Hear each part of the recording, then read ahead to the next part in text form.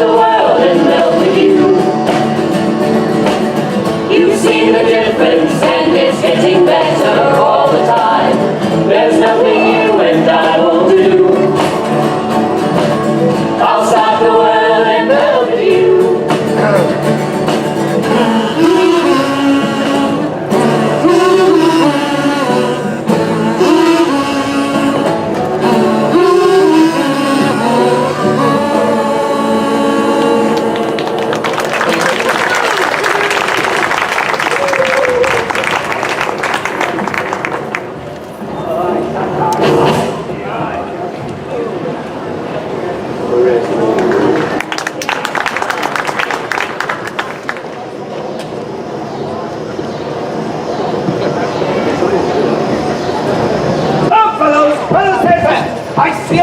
Well, if the return drink now, but down with us. Stand, sirs, and throw us at your have a body. If not, we'll make you sit and rifle you.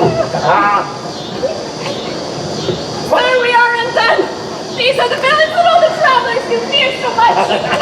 My friend. It is not so, sir. We are your enemies. Oh, peace, we'll hear it. Aye, by my beard, will we? For he's a proper man. Know that I have little wealth to lose.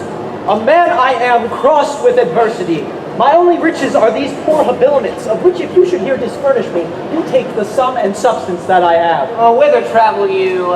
To Verona. Oh, whence came you? From Milan. Have you long sojourned there? Some 16 months, and longer might I have stayed if crooked fortune had not thwarted me. What, were you banished thence? I was. Oh, for what offense? Of that which now torments me to rehearse. I killed a man, No.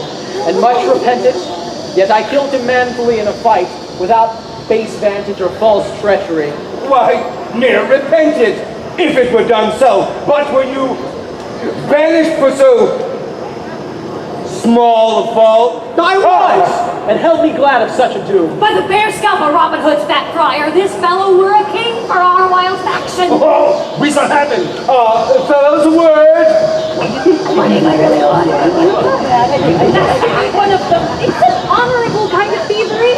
Peace, villain. Know then that some of us are gentlemen. I myself was from Verona banished for practicing to steal away a lady, an heir, and near allied unto the Duke. And I from Mantua for a gentleman who I, in my mood, stabbed into the heart. Ah, and I, for like such petty crimes as these. What to the purpose?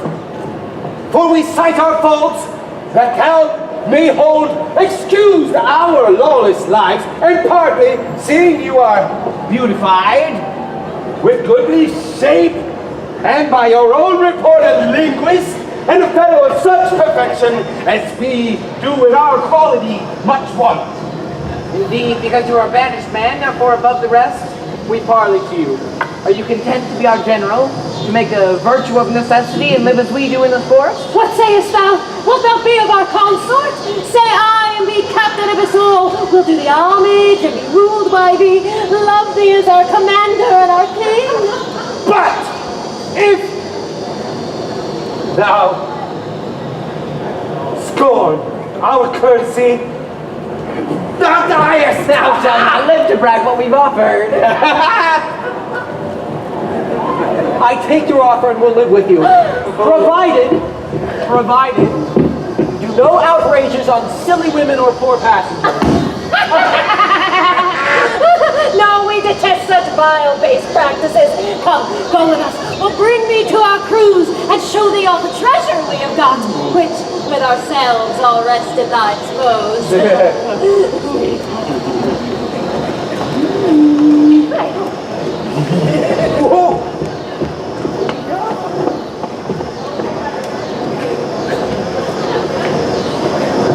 Already have I been false to Valentine, and now I must be as unjust to Thurio. Under the color of commending him, I have access my own love to prefer. But Sylvia is too fair, too true, too holy to be corrupted by my worthless gifts. When I protest true loyalty to her, she twits me with my falsehood to my friend. When to her beauty I commend my vows, she bids me think how I've been forsworn in breaking faith with Julia, whom I love. And notwithstanding all her sudden quips, the least whereof would quail a lover's hope, Yet, spaniel-like, the more she spurns my love, the more it grows and fawneth on her still. But here comes Sir Thurio. Now must we to her chamber window and give some evening music to her ear. How now, Sir Proteus, are you crept before us? Aye, gentle Thurio, for you know love will creep in service where it cannot go. Aye, but I hope, sir, that you love not here. Oh, sir, but I do, or else I would be his. Oh, who? Sylvia? Aye, Sylvia. For thy sake. I thank you for your own. Let's do it lustily a while. How, my youngest? Methinks your alley calling. I pray you, why is it? Marry mine host, because I cannot be married. Come, we'll have you marry. I'll bring you where you shall hear music and see the gentleman that you asked for. But shall I hear him speak? Aye, that you shall. That will be music. Hark, hark! Oh, is he among peace? Aye, but peace, let's hear him. Love, I get so lost sometimes. And days pass, and this emptiness fills my heart. When I want to run away, I drive off in my car. But whichever way I go, I come back to the place you are. All my instincts they return, and the grand facade so soon will burn. Without a noise, without my pride, I reach out from the inside. In your eyes, the light in your eyes, in your eyes, in your eyes, 2,000 church in your eyes. Oh no! Are you sadder than you were before? How do you, man? The music likes you not? You mistake. The musician likes me not. I perceive you delight not in music. Not a whit when it jars so. Hark, what fine changes in the music. Why, that changes the spite. Would you always have him play but one thing? I would always have one play but one thing. But, host, doth this Sir Proteus we talk on often resort unto this gentlewoman? I'll tell you what loves. His man told me he loved her out of all nick. Where is Log? Gone to seek his dog, which tomorrow by his master's command he must carry as a present for his lady. Oh, peace, stand aside, the comely horse! Fear not, Thurio. I will so plead that you shall say my cunning drift excels. Oh, where meet we? At St. Gregory's Well. Farewell.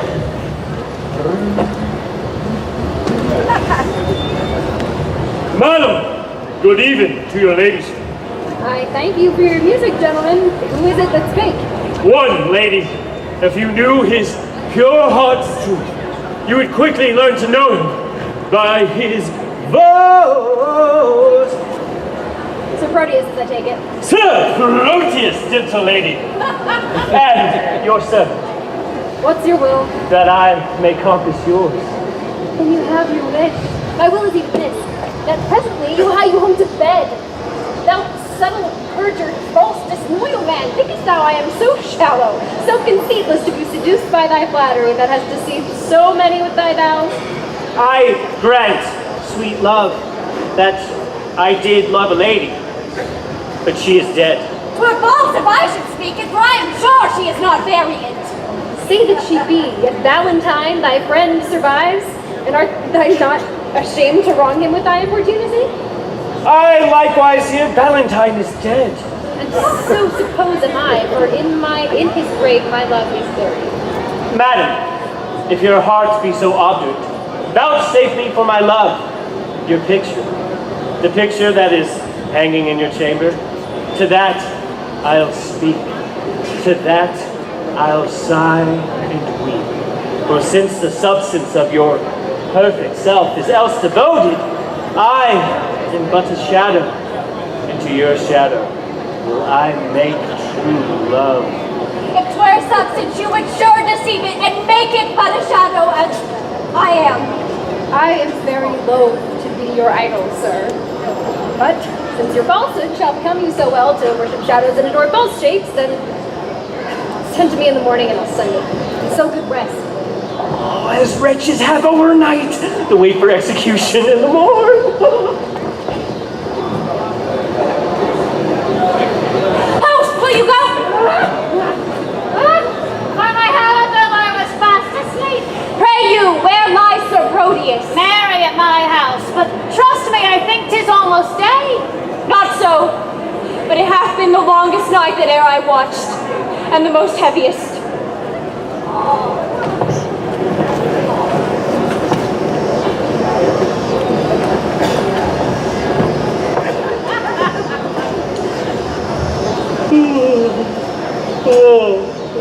This is the hour that Madame Sylvia entreated me to call and know her mind. There is some great matter she'd employ me in. Madame! Madame! Madame!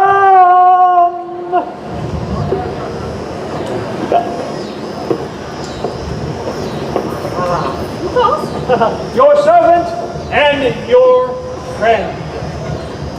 One that awaits your ladyship's command. Sir Eglamour, 1,000 times good morrow. As many worthy lady to yourself. Your ladyship's imposed, I am thus early come to know what service it is your pleasure to command me in. Oh, Eglamour, thou art a gentleman. Think not I flatter, for I swear I do not.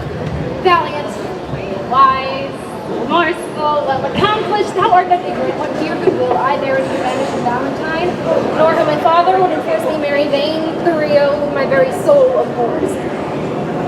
Sir Eglamour, I would to Valentine, to Mantua, where I hear he makes abode, and for the ways are dangerous to pass, I do desire thy worthy company.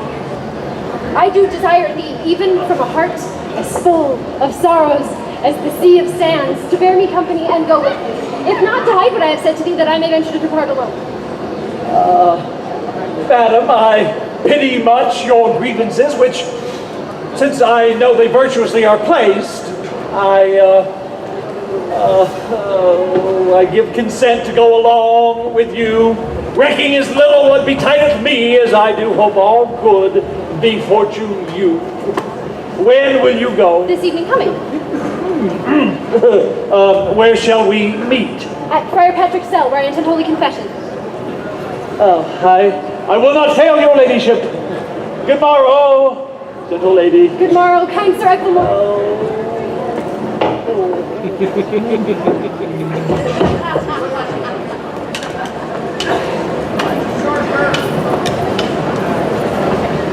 Sebastian is thy name. I like thee well and will employ thee in some service presently. In what you please, I'll do what I can. I hope thou wilt. How now, you poor son peasant? Where have you been these 2 days, loitering? Marry, sir, I carried Mistress Sylvia, the dog you paid me. And what says she to my little tune? Mary, she says your dog was a cur, and tells you currish thanks is good enough for such a present. But she received my dog. No, indeed, did she not? Here have I brought her back again. What? Didst thou offer her this from me? Aye, sir. The other squirrel was stolen from me by the hangman boys at the marketplace, and then I offered her mine own. Who is a dog as big as 10 of yours, and therefore the gift the greater? Go! Get thee hence! And find my dog again, or never return again into my sight. Away, I say. Say some affects me here. A slave that's still an inn turns me to shame. Sebastian, I have entertained partly that I need a youth that can with some discretion do my business. Therefore, know thou, for this I entertain thee.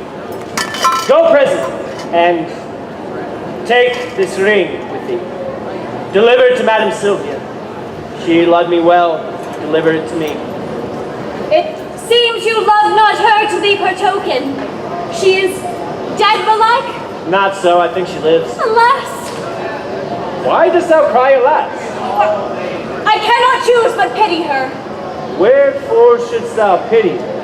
Because methinks that she loved you as well as you do love your lady Sylvia.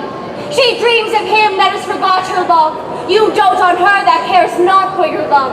'Tis pity love should be so contrary, and thinking of it makes me cry, alas.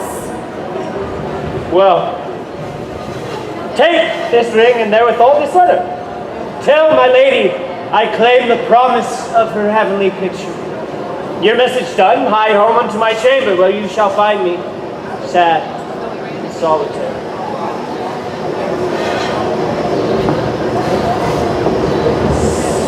How many women would do such a message? Alas, poor Proteus, thou hast entertained a fox to be the shepherd of thy lambs. Alas, poor fool! Why do I pity him who with his very heart despiseth me? Because he loves her, he despiseth me. Because I love him, I must pity him.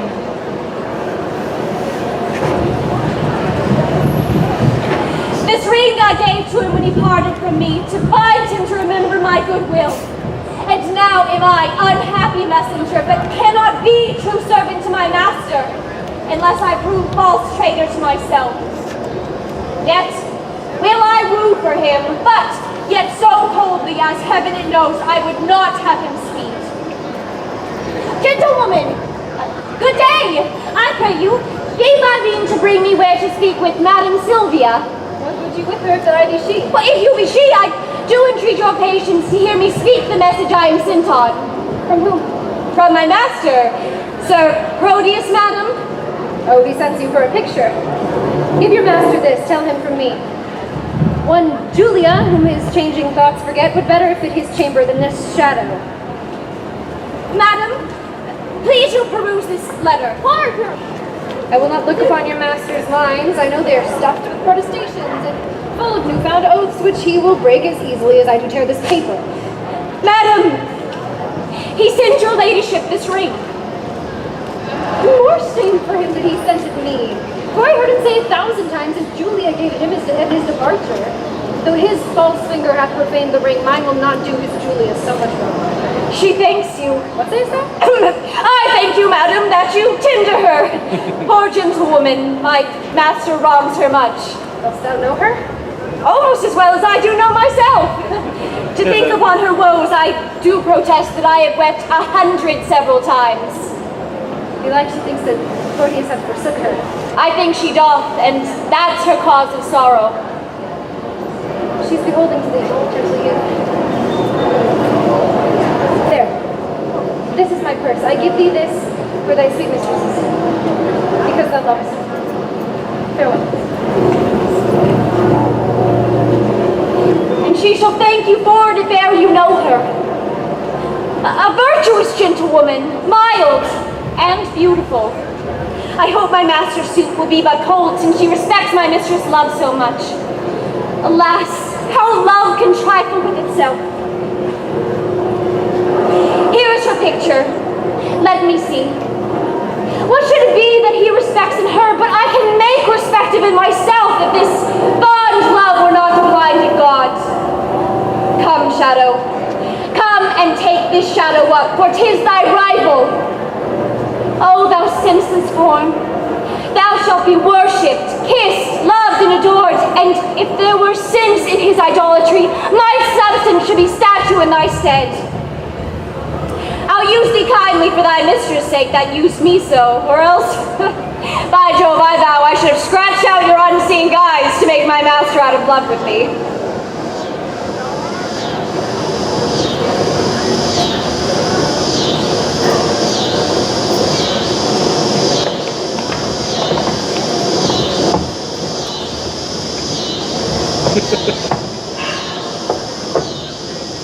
The sun begins to gild the western sky, and it is about the very hour that Sylvia at Friar Patrick's cell should meet me.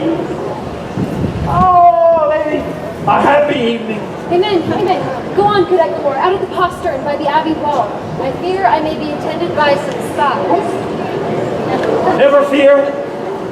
The forest is not 3 leagues from here. If we recover that, we are sure enough. Bow, bow.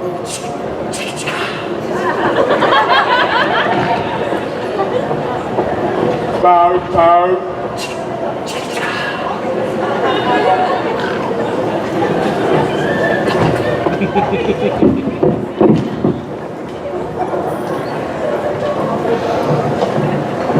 Sir Proteus, what says Sylvia to my suit? Oh, sir, I find her milder than she was, and yet she takes exceptions at your person. What says she to my face? She says it's a fair one.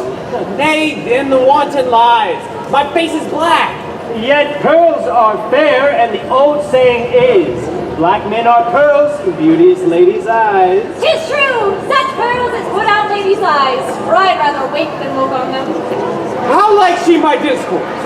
Ill, when you speak of war. But well when I speak of peace and love. But better indeed when you hold your peace. Consider she my valor. Oh, sir, she makes no doubt of that. She needs not when she knows a cowardice. What thinks she of my birth? That you are well derived. True, from a gentleman to a fool. Consider she my possessions? Aye, and pities them. Wherefore? Here comes the Duke. Hello, Sir Proteus. Hello, Thurio. Which of you saw Sir Eglamour of late? Not I. Nor I. Saw you my daughter? Neither. Why then she's fled into that peasant Valentine, and Eglamour is in her company. Oh, 'tis true, for Friar Lawrence met them both as he in penance wandered through the forest. Him he knew well, and guessed that it was she, but being masked, he was not sure of it. Besides, she did intend confession at Patrick's cell this evening, and there she was not.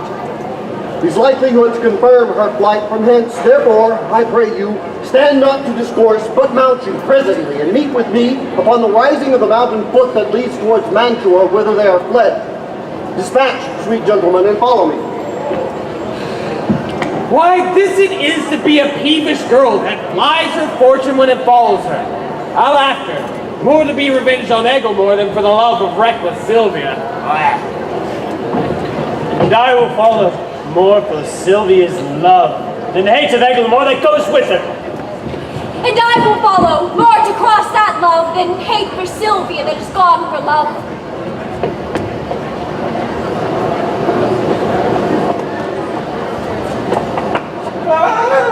Come, come! We must bring her to our captain!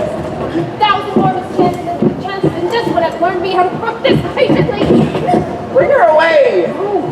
Where is the gentleman that was with her? Being nimble that he hath outrun us, go thou with her to the west end of the wood. There is our captain. We'll follow him that's fled. Ah, the thicket is beset, and he cannot escape. I must bring her to our captain's cave. Oh, but fear not. He bears an honorable mind, and will not use a lady lawlessly. Good Lord. Valentine, this I enter for thee. What hallowing and what stir is this today?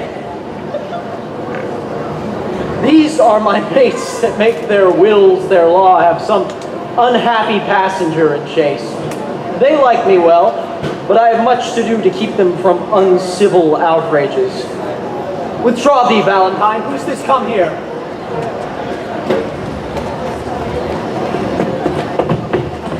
Madam, this I have done for thee, though you say not aught which your servant doth, to hazard life, and rescue you from him that would force your honor and your love.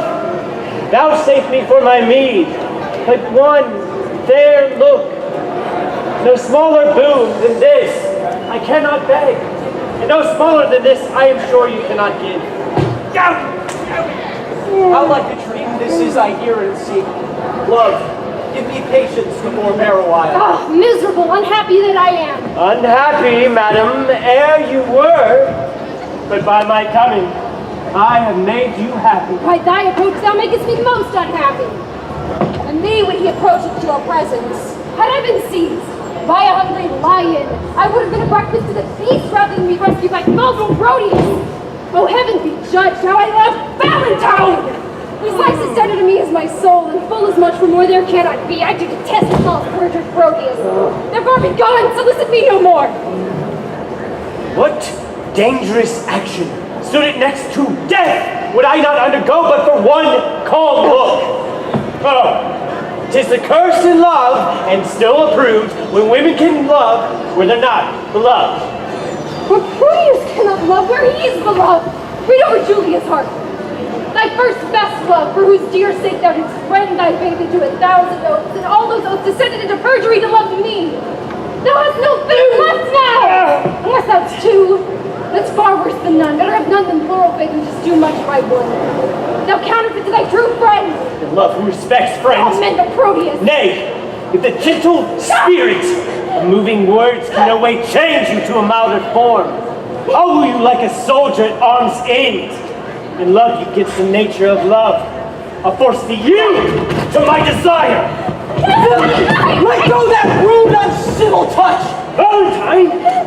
Thou common friend, that is without faith or love for such as friend now, treacherous man!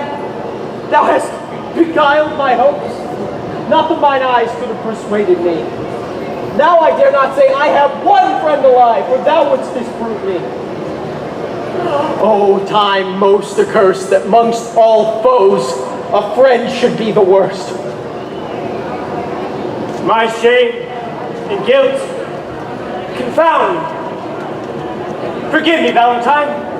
If hearty sorrow be sufficient ransom for offense, I do tender a tear. I do as truly suffer as ere I did commit.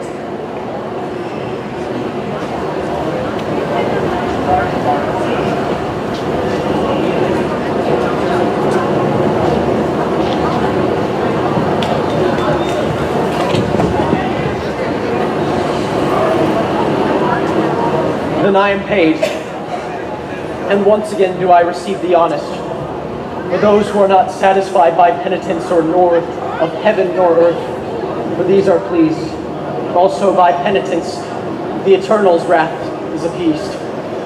And to show you that my love be plain and free, all that was mine in Sylvia, I give thee.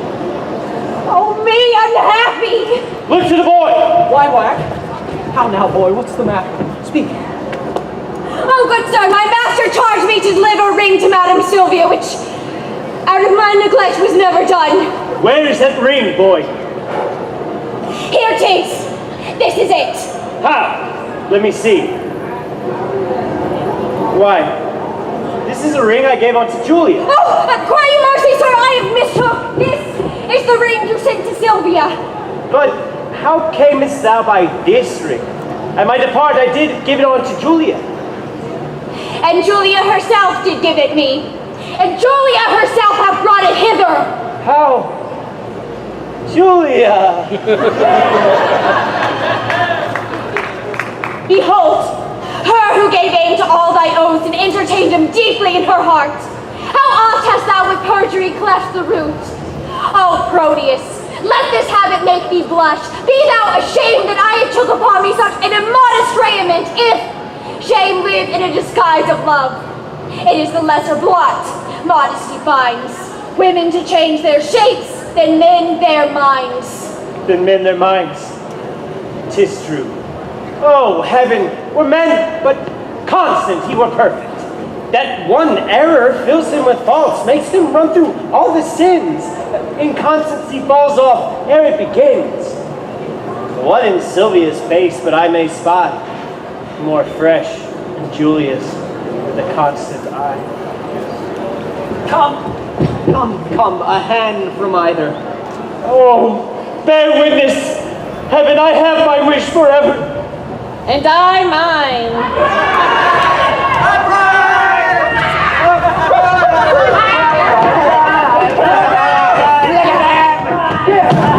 Forbear, I say! It is my lord the Duke. Your grace is welcome to a man disgraced, banished Valentine. Sir Valentine. Yonder is Sylvia! Sylvia's mine! Do not name Sylvia thine.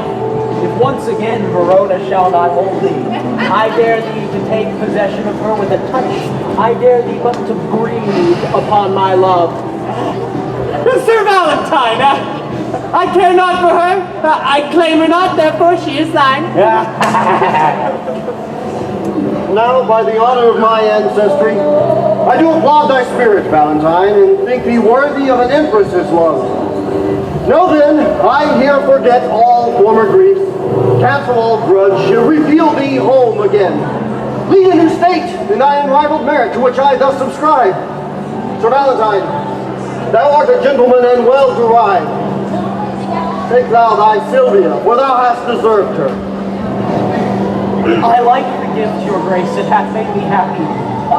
But I have one more thing that I should beseech of you for your daughter's sake. I grant it for thine own, whatever it be. These banished men that I have kept withal are men endued with worthy qualities. Forgive them what they have been committed here, and let them be recalled from their exile. These men are reformed, civil, full of good, and fit for great employment, worthy lord. Thou hast prevailed. I'm pardoned thou.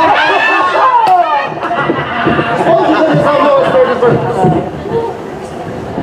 Here. Come, let us go.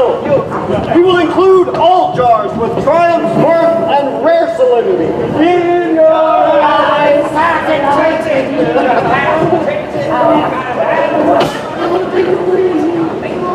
But as we walk along, my lord, I dare be bold but to make your grace to smile. What think you of this page? I think the boy hath grace in him, eh? He blushes. I warned you, my lord, more grace than boy. What mean you by that saying? Please you, I'll tell you as we walk along. You may wonder what hath fortune here. Come, Proteus. Is your punishment to hear the story of your loves discovered? That done, our day of marriage shall be yours. One feast, one house, one mutual happiness.